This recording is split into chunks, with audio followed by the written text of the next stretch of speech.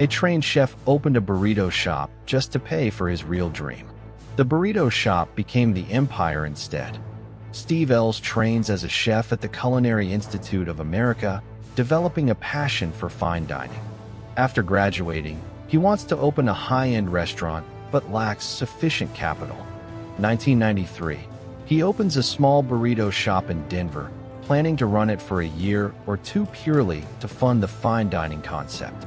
The burrito shop's assembly line format, fresh ingredients, and customizable options resonate immediately with customers.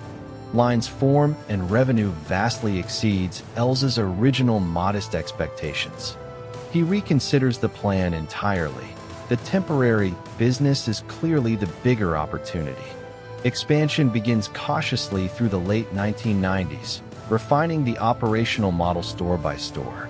A major investment from McDonald's in 1998 accelerates growth significantly, though Chipotle later becomes fully independent again. The food with integrity positioning, fresh ingredients, transparent sourcing, becomes a core brand differentiator through the 2000s. Chipotle scales into thousands of locations, becoming a defining example of the fast casual restaurant category. The restaurant that was never supposed to be the business became one of the most influential dining concepts of its generation. For this kind of interesting facts, subscribe our channel SG Nova Facts.